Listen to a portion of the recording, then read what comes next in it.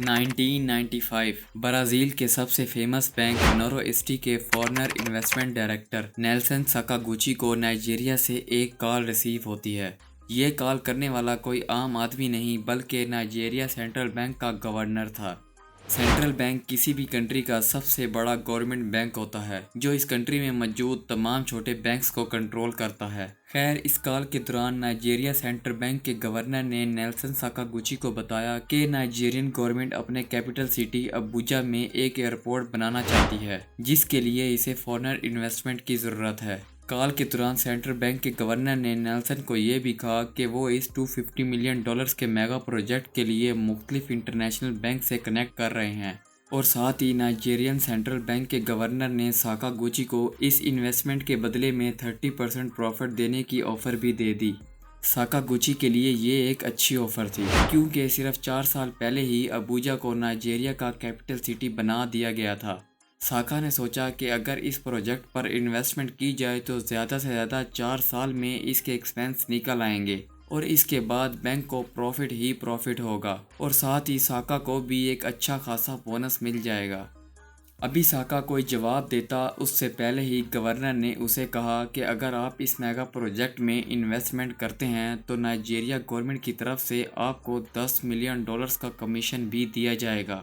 ساکا کے لیے یہ اس کی لائف کی سب سے بڑی اپرچونٹی تھی کیونکہ ایک طرف تو نیرواسٹی بینک کو فائدہ ہونا تھا اور دوسری طرف خود اسے بھی۔ اس لیے ساکا نے بغیر سوچے سمجھے ہی کہہ دیا کہ ہم اس پروجیکٹ میں انویسٹمنٹ کرنے کے لیے تیار ہیں اور آپ اپنے پروجیکٹ کے لیے پروسیس شروع کر دیں۔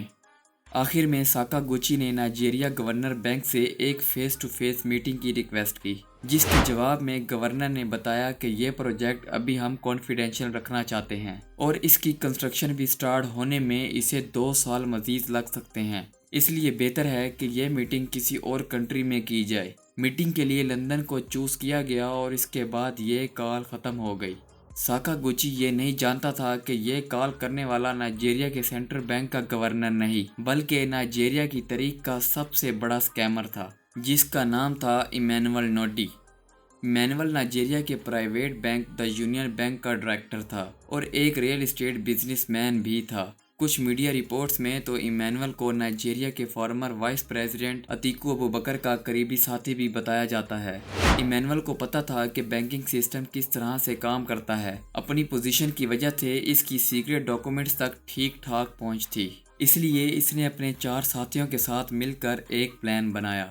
پلان یہ تھا کہ دنیا کے مختلف بینکوں کو ابوجا ایئرپورٹ میگا پروجیکٹ میں انویسٹمنٹ کرنے کے لیے لیٹر بھیجے جائیں اور انہیں انویسٹمنٹ کے لیے نائجیریا کے اسٹیٹ بینک کا گورنر بن کر کنوینس کیا جائے۔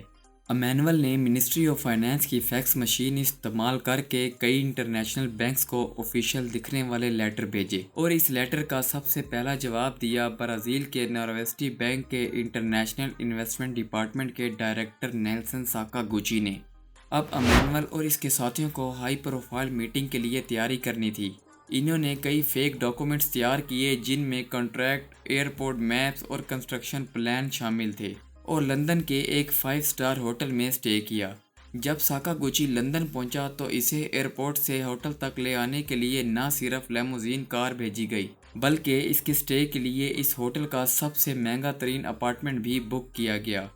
میٹنگ شروع ہوتے ہی ایمینول سب سے پہلے اپنے آپ کو نائجیریا اسٹیٹ بینک کے گورنر کے طور پر انٹروڈیوس کرانے لگا۔ ایمینول نے ساکاگوچی کو نائجیرین پریزیڈنٹ کے ساتھ اپنی کچھ پکچرز بھی دکھائی کیونکہ اس وقت گوگل یا انٹرنیٹ نہیں ہوتا تھا اور لوگوں کو انٹرنیٹ اسکیم کی اتنی زیادہ اویئرنیس بھی نہیں تھی۔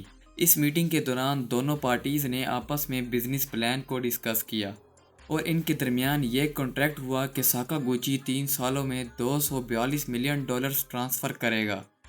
اپنے کانٹریکٹ کے مطابق ساکاگوچی نے 1995 سے 1998 تک $242 ملین اس طریقے سے ٹرانسفر کیے کہ بورڈ آف ڈائریکٹر سمیت ٹاپ مینجمنٹ میں سے کسی کو بھی خبر نہ ہوئی، اور اس دوران ایمینول اس پروجیکٹ کی فیک تصویریں ساکاگوچی کو بھیجتا رہا۔ ان سب کا یہ فراڈ اس وقت ڈسکور ہوا جب 1998 میں اسپین کے سٹینڈر بینک نے برازیل کے اس نورواسٹ بینک کو خریدنے کا فیصلہ کیا۔ دونوں بینکس کے بورڈ آف ڈائریکٹرز کی ہر تھوڑے عرصے کے بعد میٹنگ ہوتی جن میں اس میں اب تک کی ہونے والی تمام ڈیولپمنٹ ڈسکس کی جاتی۔ لیکن پھر ایک دن میٹنگ میں اسٹینڈرڈ بینک کے بورڈ آف ڈائریکٹر نے نورو ایسٹ بینک کے بورڈ آف ڈائریکٹر سے وضاحت طلب کی کہ آخر کیوں نورو ایسٹ بینک کے 50% سے زیادہ پیسوں کا کوئی ریکارڈ ہی موجود نہیں ہے۔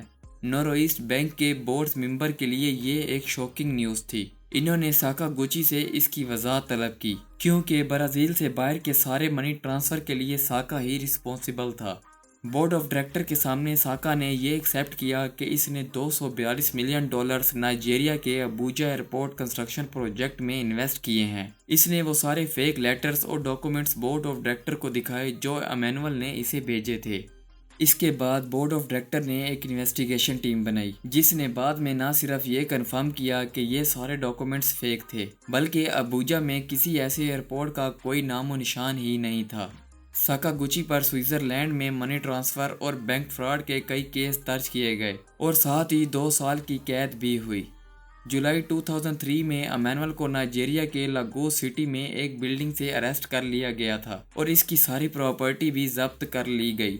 آج بھی نائجیریا کی تاریخ کا سب سے بڑا اسکیمر اکھوم نامی جیل میں اپنے فراڈ کی سزا کاٹ رہا ہے۔